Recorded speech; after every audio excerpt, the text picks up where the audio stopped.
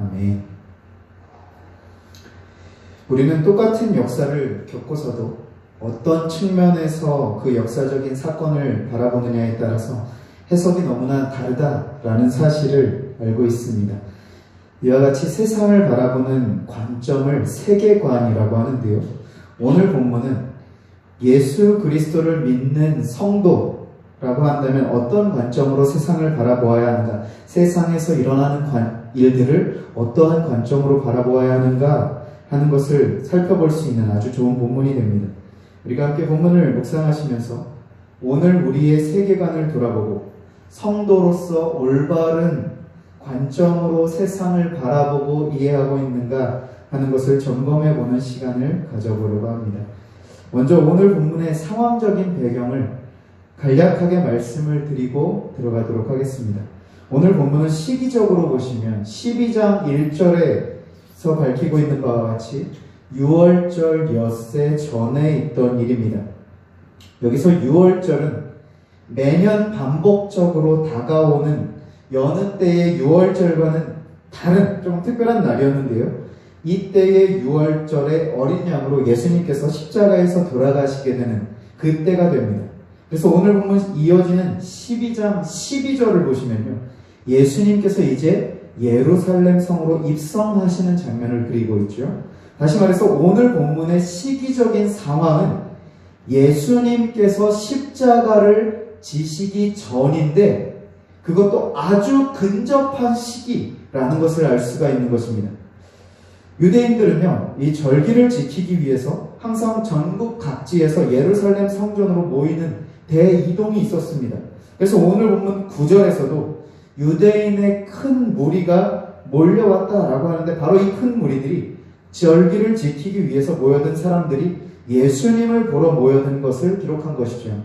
그런데 오늘 본문은요, 이 시기적인 상황뿐만 아니라 조금 더 특별한 상황적 배경이 직전에 있었는데요. 우리 읽지는 않았지만 11장에 보시면요. 11장에서 기록하고 있는 죽은 나사로를 살리신 사건 직후의 상황이라는 것입니다. 우리가 죽은 나사로를 살리신 사건을 이미 아시겠지만 이것을 경험한 당시의 사람들의 반응이 어땠을 것 같으세요?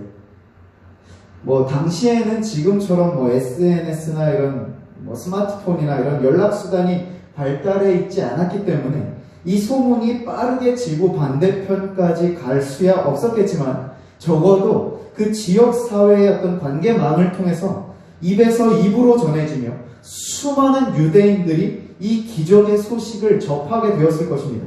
그리고 때마침 6월절 절기를 지키기 위해서 예루살렘으로 가는데 하필 예수님께서 거하고 계신 이 베다니라고 하는 동네가 예루살렘 근처이기도 했고 또 어떤 곳에서는 그 예루살렘을 향하여 지나가는 길목이었던 것이죠. 안 그래도 가야 하던 이 여정길 가운데 예수님이 근처에 계시다 하는 소문을 들었다면 여러분은 어떤 선택을 하시겠습니까? 당연히 잠시라도 들러서 얼굴이라도 뵙고 가고 싶은 마음이 들지 않으세요? 지나가던 길이 아니더라도 죽은 자를 살렸다라고 하는 이 기적을 들었다면 가서 뵙고 싶은 마음이 들었을 텐데 마침 가던 길에 있던 사람들이 그들에게는 기회였던 것이죠. 그래서 많은 사람들이 예수님을 보러 계신 곳으로 몰려옵니다. 그런데 오늘 본문은 그들의 심리적인 의도까지도 매우 상세하게 기록을 하고 있죠. 9절에 보시면 큰 무리가 예수께서 여기 계신 줄 알고 오니 이는 예수만 보기 위함이 아니요 죽은 자 가운데서 살리신 나사로도 보려 함이로라. 기적을 베푸신 예수님만 보려 함이 아니라 살리신 나사로도 함께 보기 위해서 나왔다라고 아주 솔직하게 정확하게 기록을 하고 있습니다. 자, 왜 그랬을까요? 왜 그들은 오롯이 예수님만 보려고 하지 않고 살리신 나사로도 함께 보려고 왔을까요? 솔직하게 우리 누군가가 죽었다가 살아났다라고 하면 이 사실이 너무 신기하지 않으세요? 나사로는 예수님께서 죽은 자를 살리신 것에 대한 산 증거 아닙니까? 그야말로 살아있는 증인인 것이죠. 저라도 나사로를 보고 싶었을 거예요. 정말 살아서 움직이고 있나? 예수님만 보러 갔다라고 만약에 기록했다면 이것은 어쩌면 너무 뻔한 정답과도 같은 그러한 얘기일 것이고, 그것은 솔직하지 못한 반쪽짜리 대답이 되지 않을까요? 나사로만 보러 갔다면, 그러니까 예수님은 뒤로 차치하고 나사로만 보러 갔다면 그것은 잘못된 신앙일 수 있겠지만, 예수님과 함께 그가 살리신 나사로도 보러 간 것은 어쩌면 당연하고 솔직한 신앙의 표현일 것입니다. 예수님을 보러 가면서 살리신 나사로도 보러 갔다는 것이 물론 그 중에는, 그 많은 수많은 무리들 중에는 단순한 호기심에 의해서, 혹은 조금 더 나아가서 진짜일까? 정말 살았을까? 하는 의심으로 그 자리로 나아간 사람들도 분명 있었겠죠.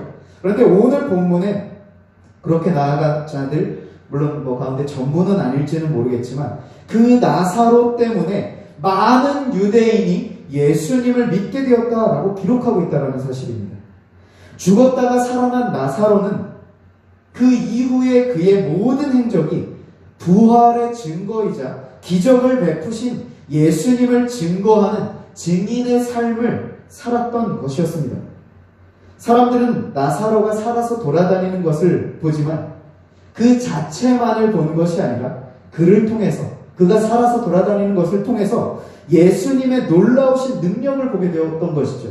나사로가 굳이 입을 열어서 예수님이 나를 살려주셔서 이것을 꼭 얘기하지 않는다 치더라도 그가 살아있는 것 자체만으로도, 돌아다니는 것 자체만으로도 그는 예수님께서 이 생명의 주관자이시다라는 것을 삶으로, 살아있음으로 증명하고 있었다라는 것입니다. 마치 나사로가 이와 같은 부활의 증인으로 살아가고 있는 것, 마치 이런 상황이 아닐까요? 유치원생 어린아이가 블럭 놀이를 하다가 실수로 블럭이 무너졌습니다. 부서졌어요. 그런데 그게 단순히 어떤 벽돌 쌓기 수준의 블럭이 아니라 아주 정교하고 어려운 레고 같은 블럭이라면요, 이 아이는 당장 좌절을 경험하고 엉엉 울음을 터뜨릴 것입니다. 그러다가 아빠를 찾겠죠. 도와달라고, 고쳐달라고 아빠를 부를 것입니다. 그 아이에게는 이 무너진 블럭을 도저히 해결할 방법이 없고 자신은 능력도 없어서 그 앞에서 큰 좌절과 낭망을 안겨주는 이 문제이지만, 아빠에게는 어떻습니까? 어른들에게는 그것이 그렇게 어렵고 큰 일이 아니라는 것이죠. 하지만 그럼에도 아빠의 입장에서, 부모의 입장에서 그 속상해하는 아이를 보면서 어떤 마음이 들겠습니까? 불쌍히 여기는 마음과 함께 안쓰러운 마음이 교차할 것입니다. 결국 그것을 원래의 상태로 고쳐주겠죠. 그러면 아이는 그것을 끌어안고 마치 세상을 다 가진 듯이 기뻐할 것입니다. 그리고 나면 이후로 이 아이가 그 새로 아빠가 고쳐주신 블럭을 볼 때마다 그것을 통해서 아빠의 능력을 기억하게 될 것입니다. 우리 아빠는 뭐든지 고쳐줄 수 있는, 다 수리해줄 수 있는 전능자라는 착각을 하기까지 무한 신뢰를 하게 될 것입니다. 마치 이 아이의 블럭과 같이 지금 살아서 걸어다니는 그 나사로를 볼 때마다 가깝게는 그의 누이들이었던 마리아와 마르다, 또 그의 가족들과 친한 이웃들, 넓게는 그들로부터 소문을 전해들은 고을의 마을의 사람들이 그 나사로를 볼 때마다 신기함과 함께 예수님의 그 놀라우신 능력을 믿을 수밖에 없었고 생각할 수밖에 없었을 것입니다. 여기서 잠시 오늘 본문에서 우리가 주목하고자 하는 메시지는 아니지만요, 이와 같이 예수님을 믿고 진정으로 중생, 거듭남을 경험한 우리 모두가 마치 살리신 이 나사로와 같이 우리의 살아있는 삶 그 자체가 예수님의 부활의 능력을 드러내고 자랑하고 전하는 예수님의 향기요 편지로 살아가야 한다는 사실이죠. 아무튼 많은 무리들이 예수님과 그가 살리신 나사로를 보기 위해서 나와 두 눈으로 확인하고 이후에 예수님을 믿게 되는 일이 일어났습니다. 앞서도 말씀드렸지만 그 가운데에서는 단순한 호기심 혹은 의심 어린 눈초리로 나온 자들도 있었겠지만 결국 그들이 살아있는 나사로를 통해서 어떤 결론에 이르게 되었다고 본문이 기록합니까? 많은 유대인이 가서 예수를 믿음이로라. 아멘. 그들은 어떤 의도와 목적이었든지 주님 앞으로 나아와 그의 행하신 능력을 봄으로 인해 그분을 믿게 되는 이 믿음을 얻게 되었다는 것이죠. 즉 그들은 주님의 행하신 기적을 통해 그 기적 자체만 본 것이 아니라 그분이 어떤 분이신가를 진정으로 알아가게 된 것이었습니다. 다시 11장에서 나사로를 살리시는 장면으로 가서 보시면요, 예수님께서 이 나사로를 살리시기 직전에 자신의 존재를 소개하시는 아주 유명한 구절이 등장하죠. 11장 25절 26절인데요. 암송하시는 분들도 많으실 것입니다. 예수께서 이르시되 나는 부활이요 생명이 나를 믿는 자는 죽어도 살겠고 무릇 살아서 나를 믿는 자는 영원히 죽지 아니하리니 이것을 내가 믿느냐. 주님께서 본인은 부활과 생명의 주권자, 주체자이심을 선언하셨고요.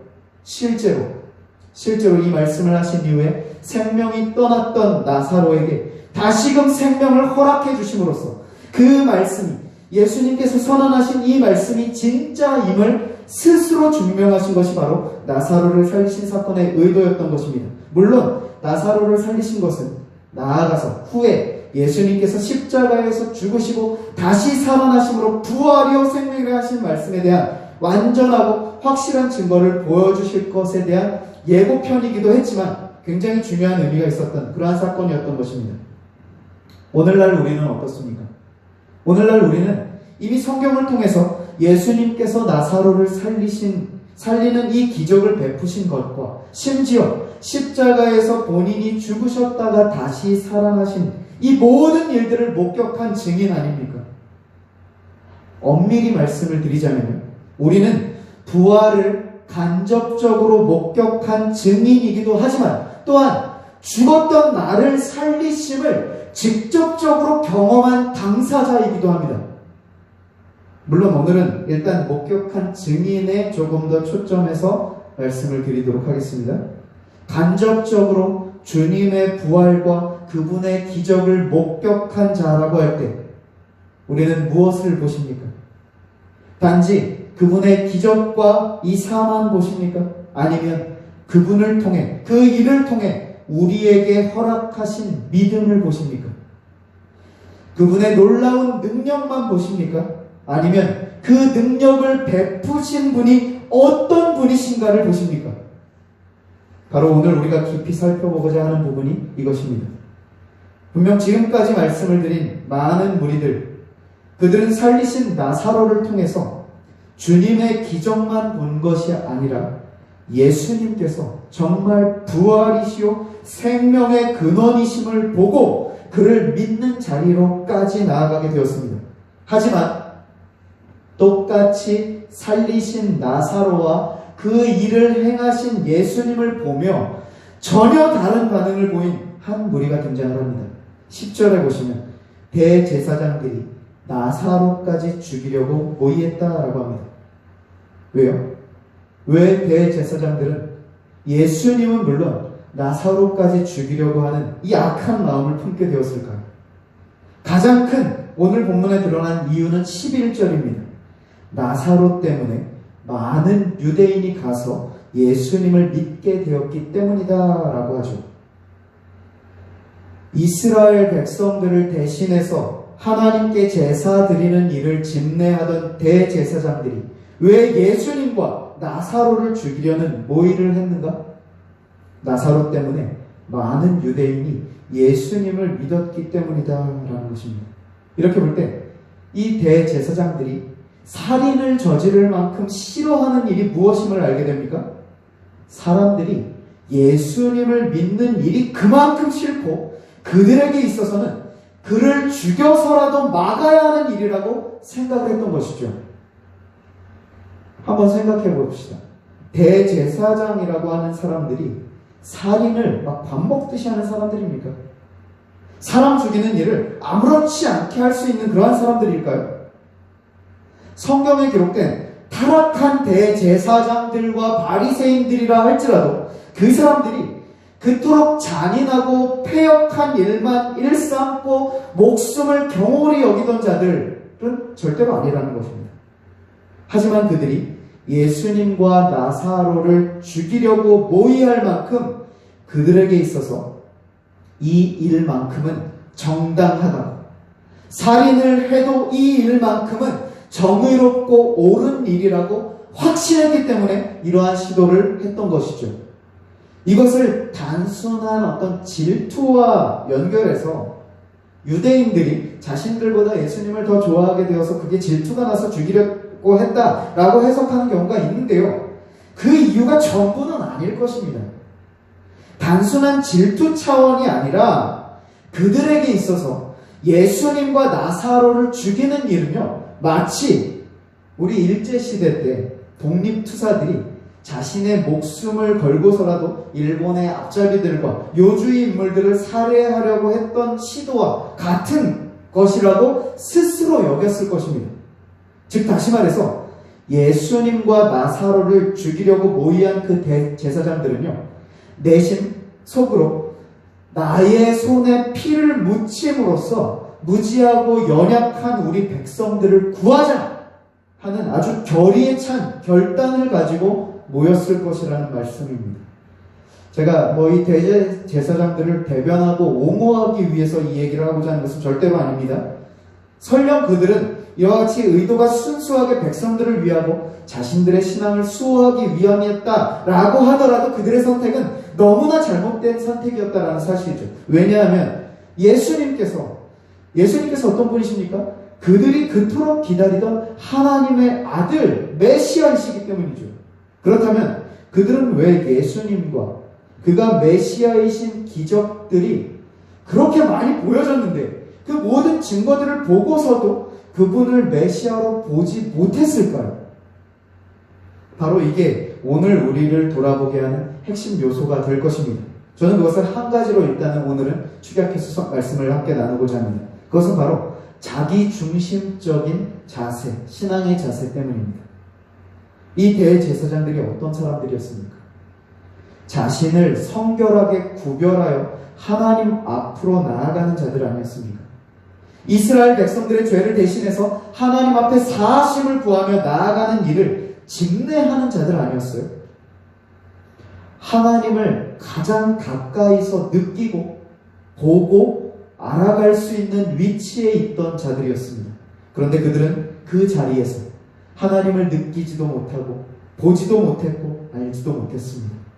오히려 백성들은 그보다 비교적 멀리 떨어져 있었지만 순수한 갈증과 갈망이 예수님과 나사로를 통해 하나님을 보게 했는데, 하나님 편에 가까이 있다고 자부하던 이들은 예수님과 나사로를 통해 하나님을 보지 못했던 것입니다. 그 핵심적인 이유가 바로 자기중심적인 신앙의 자세 때문이다 라고 말씀을 드린 것인데요. 그렇다면 이 자기중심적인 신앙의 자세가 무엇이고, 과연 무엇이기에 그런 자세는 하나님을 볼 수 없는가 하는 부분을 우리가 함께 살펴보고 말씀을 정리하도록 하겠습니다. 먼저 자기중심적인 신앙의 자세가 무엇인가 하는 것을 조금 알기 쉽게, 이해하시기 쉽게 설명을 드려볼게요. 하나님을 믿는 우리에게는 66권의 성경, 특히나 그 중에서도 예수님의 행적과 말씀을 기록한 4권의 복음서가 있죠. 그런데 자기중심적인 신앙인들에게는요, 한 권의 복음서가 더 있습니다. 그것을 바로 지가복음이라고 부르는 거예요. 자기가 복음입니다. 자기가 정답이라는 거죠. 자기의 판단과 해석이 너무나 옳고 그것을 정의라고 생각한 나머지 하나님의 말씀과 뜻마저도 꺾고 무시할 수 있는 심각한 교만의 상태가 되어버린 것이 지가복음으로 성경을 난도질하는 자기중심적인 신앙인들의 특징인 것입니다. 이들의 특징은요, 모든 상황을 자기중심적으로 해석합니다. 하나님의 말씀도 아전인수격으로 자기 상황에 맞춤형으로 끌어와 적용을 합니다.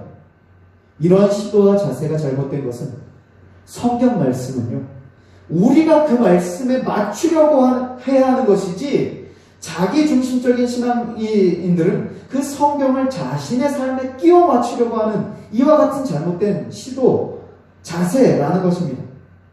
이것은 하나님에 대한 도전이고요, 나아가서 하나님보다 우위에 있으려고 하는 교만함의 극치로 보여집니다. 피조물인 인간은요, 창조주이신 그분 아래에 있을 때 그것이 가장 자연스러운 것이고, 그때에 비로소 우리는 참된 평안과 평화를, 안식을 누릴 수 있는 것인데, 이 자기중심적인 자들은 하나님을 감히 판단하며 하나님을 자신의 입맛에 맞게 재단하기까지 한다라는 것입니다. 실제적인 예를 한번 들어볼까요? 하나님을 사랑하고 그분을 신뢰한다라고 입으로는 고백하지만 정작 나의 삶에 이해할 수 없는 일들이 일어날 때 그 가운데에서 하나님의 주권과 인도하심을 찾고 신뢰하지 못하고 그 순간 곧바로 하나님을 원망하고 저주합니다. 또한 하나님이 자신을 너무 사랑하신다라고 자부하면서 정작 자신의 삶은 하나님께 단 1도 드리지 않고 받으려고만 하는 모습이 그 대표적인 사례가 될 것입니다. 또 어떤 경우에는요, 말씀을 아주 열심히 봅니다. 많이 보기도 하고 깊이 보기도 합니다. 하지만 그 결과 지식적으로 많이 알게 된 것이 칼이 되어서 잘못된 권위의식으로 무장하고 자기 스스로 하나님의 자리에 앉아서 왕처럼 군림하기도 합니다. 그 결과 오늘 본문의 이 대제사장들과 같이 하나님의 아들이신 예수님을 죽이는 것이 마땅하고 당연하고 너무나 옳고 정의로운 일이라고까지 여기면서 하나님을 대적하는 자리에 서기까지 하면서도 조금도 부끄러워하지 않고 두려워하지 않게 되는 것이죠. 이것은 비단 종교 지도자였던 대제사장들에게만 해당하는 말씀이 아닙니다. 즉 지금의 목회자들에게만, 리더 그룹에게만 해당하는 말씀이 아닙니다. 왜냐하면 우리는 어느 장소, 어느 모임에서든지 누군가를 리드하는 자리에 있을 수 있기 때문이죠. 하다못해 가정에서 자녀를 양육하는 자리에서조차도, 사업장에서 직원들을 이끄는 자리, 친구들과의 관계에서 리드하는 자리, 스승과 제자의 관계 가운데 지도하는 자리, 혹은 점원과 손님의 입장에서 비교 우위에 있을 수 있는 자리 등등, 우리는요 수없이 많은 장소, 많은 상황 속에서 때로는 을의 위치에도 있기도 하지만 또 다른 곳에서는요 내가 갑의 위치에도 있는 것이 분명히 있다라는 것입니다. 특히나 내가 갑의 위치, 누군가를 혹은 어떤 무리를 리드하는 자리에 있을 때 오늘 말씀을 기억하시면서요, 오늘 말씀의 이 대제사장들의 자기중심적인 이 교만한 신앙을 통해서요 자신을 철저하게 돌아보시기 바랍니다. 내가 그 대상 위에 군림하고자 하는 생각이 조금이라도 있다면 그것은 성경의 말씀을, 성경의 이 진리를 제대로 이해하지 못한 결과입니다. 하나님을 믿는다고 하면서, 예수님을 닮아가고 따라간다고 하면서 정작 하나님의 말씀과 예수님의 행하신 모습에는 눈 감고 귀 닫고 내 방식, 내 스타일대로 가겠다 하는 것과 다를 바가 없다는 사실입니다. 예수님께서 이 땅에 오셔서 뭐라고 말씀하셨습니까? 나는 섬김을 받으러 온 것이 아니라 도리어 섬기러 오셨다라고 하신 말씀의 이 깊은 의미를 깨닫기 싫어하고 듣기 싫어서 그 말씀은 애써 외면하고 자신이 그 높은 보좌에 앉아서 군림하고 통치하려고 하는 성경의 진리와 정반대되는 모습이라는 것입니다. 그런 자기중심적인 신앙인이라면요, 제가 드리는 이 말씀들에 쌍심지를 켜고 그러면 스승으로서, 사장으로서, 부모로서 그들을 돌아보지 말라는 것이냐 반문할 수 있을지 모르겠습니다. 스승의 역할로, 또 고용주의 역할로, 부모의 역할로 돌봐야 할 자들을 돌보지 말라는 말이 아니죠. 단 그들 위에 군림하고자 하는 것이 예수님이 가신 길은 아니라는 말씀을 드리는 것입니다. 부끄러운 말씀이지만 다른 교회들에서도 보면 굉장히 권위적인 목회자들이 있습니다. 물론 목사님은 굉장히 온유하시고 사랑이 많으시지만 하나님의 말씀으로부터 나오는 영적인 권위를 갖고 계신 분들이 분명 계시죠. 하지만 그런 성경적인 영적인 권위가 아니라 인간성 자체가 권위적이라서 성도들을 마치 아랫사람 보듯하고 그 위에 군림하는 잘못된 모습을 안타까운 얘기지만 어렵지 않게 보게 되는 요즘입니다. 거듭 강조하여 말씀드리지만 혹이라도 내가 그런 위치에 계신 분들이라고 한다면 오늘 말씀을 거울 삼아서 그 자리에서 철저하게 자신을 정확하게 돌아보시기 바랍니다. 무지하고 교만하여 오늘 본문의 대제사장들의 이 모습과 같은 심각하고 중대한 죄악을 범하는 자리에 있어서는 안 되지 않겠습니까? 말씀을 정리합니다. 오늘 본문에서 공통적으로 주어진 상황은요, 예수님께서 죽었던 나사로를 살리셨다라는 이 사실이었습니다. 그리고 이 공통적인 사실을 바라본 두 종류의 부류의 사람들이 등장했었죠. 한 부류는 호기심 반 의심 반의 마음을 가지고 예수님과 살리신 나사로를 보기 위해 나와 자신의 눈으로 부활의 증거를 목격하고 그 너머에 계신 부활과 생명의 주체자가 되신 예수님을 믿게 된 신앙의 눈을 가진 겸손한 심령의 한 무리들이 있었고요. 또 한 부류는 자기중심적인 신앙을 끝까지 고수한 채 눈 감고 귀 닫아 하나님의 말씀과 뜻을 조금도 들으려고 하지 않고 하나님의 아들이시다라는 확실한 너무나 명백한 증거들이 허다함에도 불구하고 끝까지 자기 생각, 자기 판단을 고수하여 결국 하나님의 아들을 죽이려고 작당 모의까지 한 자기 중심적인 신앙을 가진 교만한 심령의 대제사장 무리들이었습니다. 다시 말씀드리지만 이들은 둘 다 똑같은 기적을 바라봤지만 그 결과는 분명했습니다. 한 부류는 그 기적을 바라보면서 자신도 믿음의 자리로 나아간 반면 또 다른 한 부류는 그 기적을 바라보면서 하나님을 부인하고 대적하는 자리로 나아갔다는 사실입니다. 오늘 말씀은 우리 삶에서도 동일하게 일어날 수 있는 상황인 것입니다. 더군다나 우리가 심각하게 이 말씀 앞에 날마다 매 순간 서야 하는 것은 어떤 경우에서는 신앙을 소유한 길에 서기도 했다가 또 다른 경우에는 대제사장들과 같은 길에 서기도 하는 연약한 우리이기 때문입니다.